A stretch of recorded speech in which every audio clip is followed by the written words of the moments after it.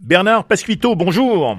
Bonjour. Vous publiez Belmondo entre deux vies aux éditions Robert Laffont, ouvrage qui vous permet de remporter cette année le prix Alain Terzian 2021, un prix qui vous sera remis solennellement le 4 décembre prochain à Marseille. Vous signez avec ce livre une biographie inédite de l'acteur décédé le 6 décembre dernier à l'âge de 88 ans. Pierrot le Fou, Un singe en hiver, Le Professionnel, Peur sur la ville, L'As des As, tant de films qui font que l'icône du cinéma français, l'interprète du magnifique, laisse derrière lui un public orphelin, Bernard Pasquito. Oui, bien sûr, parce que au-delà de l'acteur légendaire aujourd'hui qu'a été Jean-Paul Belmondo, il y a aussi l'homme, et ça compte au moins autant. Et il y a une personnalité tellement souriante, tellement empathique. Belmondo, c'était Bébel, Oui. et c'était l'ami de tout le monde. C'était la star vers laquelle on pouvait se diriger, qu'on n'avait pas peur d'approcher. Et ça, c'est formidable. Et c'est pour ça que je pense que les Français ont la sensation, tous, d'avoir perdu un ami. Oui. Eh oui. En 50 ans de carrière, Jean-Paul Belmondo aura réussi l'exploit d'attirer plus de 160 millions de spectateurs dans les salles. Vous écrivez « Ne s'effacera jamais, quoi qu'il arrive, le personnage, mythe ancré dans la roche de nos mémoires, définitivement arrimé à notre histoire, celle de nos parents, de nos enfants et des enfants qu'ils auront. » Oui, parce que on se rend bien compte que le personnage de Belmondo, qui est devenu comme une marque de fabrique, il ne touche pas seulement telle ou telle génération. Quand les dimanches soirs, quand la télévision passait Cœur sur la ville ou le Guignolo, des générations d'enfants qui étaient bien loin, ou le L'As des As, qui est un film formidable que je recommande encore aujourd'hui à beaucoup de gens qui ont des enfants assez jeunes, en disant montrez-leur ça. Alors c'est vrai que la télévision montre moins de films aujourd'hui, mais voilà. Oui, mais Donc, on en voit beaucoup sur les plateformes comme Netflix actuellement met à disposition du public aussi tout un ensemble de films actuellement de Belmondo. Oui, c'est très bien, mais il faut encore avoir la démarche. Voilà, il y a les DVD, etc. Et Oui. il y a la démarche. Ce que je veux dire, c'est que avant, mais enfin bon, on va pas toujours regretter tout ce qui était, tout ce qui n'est plus. Mais avant, le dimanche soir, Oui. juste une anecdote. Jean Dujardin a souvent raconté qu'il est tombé amoureux, entre guillemets, de Belmondo quand il avait 12-13 ans, un dimanche soir où on passait Peur sur la ville, et bien sûr, il n'avait pas, comme tous les enfants de cet âge-là, il n'avait pas le droit de regarder la télé le dimanche soir, mais il l'a regardé en cachette dans le dos de ses parents qui étaient assis dans le canapé, qui regardaient le film, et c'est là qu'il a vu les exploits de Belmondo, ses cascades, etc., et qu'il est tombé amoureux du personnage. Voilà, ça aujourd'hui, ça arrive un peu moins parce que, encore une fois, il y a le cinéma est moins présent à la télévision. Alors vous écrivez aussi, chercher à connaître Belmondo, c'est aller au-delà du titi parisien qui nous avait explosé au visage dans À bout de souffle et qui promenait déjà à moins de 30 ans un regard moqueur sur notre monde. La modernité inouïe d'un jeu qui balayait, avec son insolente liberté, tous les tabous. Belmondo, dites-vous, venait d'inventer autre chose, il avait la grâce et elle ne l'a jamais quitté. Ce don inouï et aérien qui vous permet de survoler votre époque et d'envoler votre vie.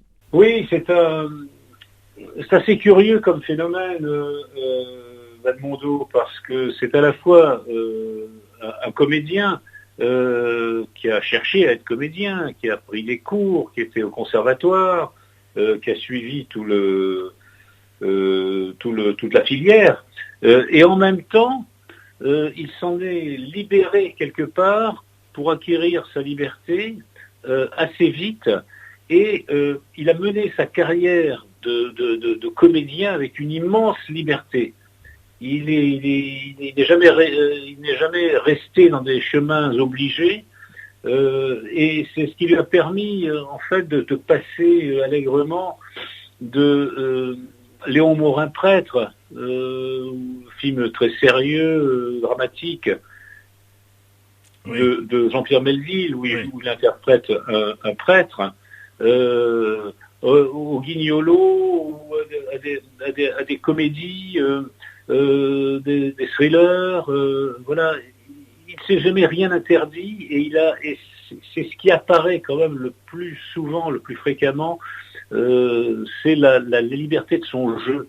Il a inventé ça, cette espèce de fausse désinvolture, de légèreté, qui fait que, en fait, moi, je pense que Belmondo, il a toujours fait les choses très sérieusement, sans se prendre au sérieux.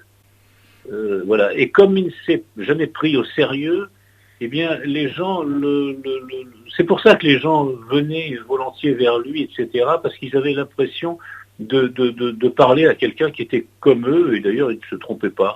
Il était comme nous. Voilà, avec un talent exceptionnel que nous n'avons malheureusement pas tous, mais il était comme nous. Voilà, vous dites il aura été une comédie humaine à lui tout seul. Il a à peu près tout joué, les avocats dans les inconnus dans la maison, les flics évidemment, les voyous, un médecin, un homme d'affaires, un héritier. Voilà, il a été tous ces personnages, et il a interprété tous ces personnages, un escroc. Il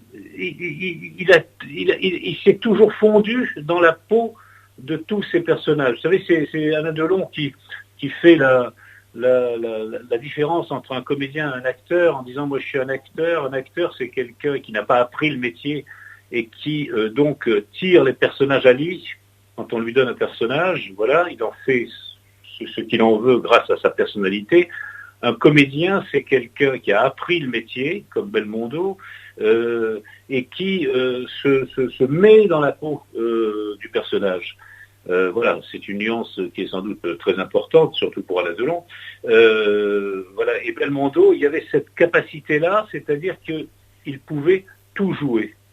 Voilà, ce qui n'est pas toujours le cas de certains acteurs qui sont formidables, mais qui ont des limites. Alors Alain Delon, puisque vous citez son nom, que nous avons, je le souligne au passage, invité aussi à la cérémonie de remise des prix Aznavour et Terzian le 4 décembre à Marseille. On attend sa réponse. Et puis, en 2001, donc, l'ami public numéro 1 va voir sa vie basculer, victime d'un grave AVC. Vous dites, un matin d'été, il est mort une première fois. On appelle ça un accident vasculaire cérébral. Et c'est une étrange sensation. On ne sent rien alors que tout s'arrête. Il lui faudra toutes les années qui lui restaient à vivre pour tenter, à force de travail insensé, de se rapprocher de ce qu'il était. Oui, c'est pour ça que mon livre s'appelle Entre deux vies, parce que j'ai décidé ça m'a donné un angle de travail, ce qui est toujours important, de raconter deux vies de Belmondo en les entrecroisant, donc en entrecroisant les chapitres. Et comme ça nous permet de voyager dans le temps, dans deux époques différentes de Belmondo. C'est-à-dire la première vie normale, celle qui commence avec ses ancêtres, et qui va jusqu'au 8 août 2001, où il a cet accident cérébral. Et une deuxième vie qui commence le 8 août 2001, et donc ça a duré 20 ans. C'est une vie différente, il faut pas se le cacher. Il va plus jouer, il ne va plus être le même. Lourdement handicapé par cet accident, il s'est réfugié dans une sorte de travail, parce que ce désinvolte était aussi un gros travailleur. Oui. Et là, il a travaillé dur pour réapprendre à parler, pour réapprendre à marcher, et ça a duré 20 ans. Il n'en a jamais fini avec ça, même si les progrès n'ont jamais été très très satisfaisants, parce qu'il n'est jamais redevenu ce qu'il était. Il faut pas oublier que ça lui est arrivé à 68 ans et que tout le monde sait dans ce genre d'accident, malheureusement, plus tard ça arrive et plus graves sont les conséquences et plus irréversibles. Mais il y a cette petite phrase aussi qui résume bien le personnage. Lui qui disait « Je n'ai jamais manqué de courage, c'est pour cela que je suis toujours là ». Et vous d'ajouter « Aujourd'hui, il n'est plus là, mais l'idée du courage demeure et le souvenir pour toujours ». Vous savez, vous avez des images comme moi, j'imagine, sur les dernières années. Il y avait toujours cette espèce de sourire quand même qui perdurait. C'est extraordinaire parce que quand il vous arrive quelque chose comme ça, c'est quand même, il vous tombe une énorme fatalité sur la tête. C'est pas un petit rien. Voilà. Et il y avait toujours le sourire. Effectivement, et c'est l'image qu'on gardera de Belmondo, c'est toujours cette image souriante, amicale. On le recevait souvent à Marseille et c'est vraiment l'image qui demeurera de Belmondo. En tous les cas, merci Bernard Pasquito. Je rappelle le titre de votre ouvrage, Belmondo entre deux vies, publié aux éditions Robert Laffont. Je rappelle à nos auditeurs que nous aurons le plaisir de vous accueillir à Marseille puisque vous recevez le prix Alain Terzian 2021 lors d'une cérémonie qui se déroulera dans le salon d'honneur de l'hôtel du département des Bouches-du-Rhône le 4 décembre prochain. À bientôt, monsieur Pasquito. Merci, à bientôt, au revoir. Maintenant, voici la question jeu RCF Cultura au bagne. Durant sa carrière, combien de millions de spectateurs Jean-Paul Belmondo aura-t-il attiré dans les salles ? Des cartes cadeaux à gagner pour les premières bonnes réponses au 04 91 50 82 33. Durant sa carrière, combien de millions de spectateurs Jean-Paul Belmondo aura-t-il attiré dans les salles ? 04 91 50 82 33. À vous de jouer. Richard Findiquian.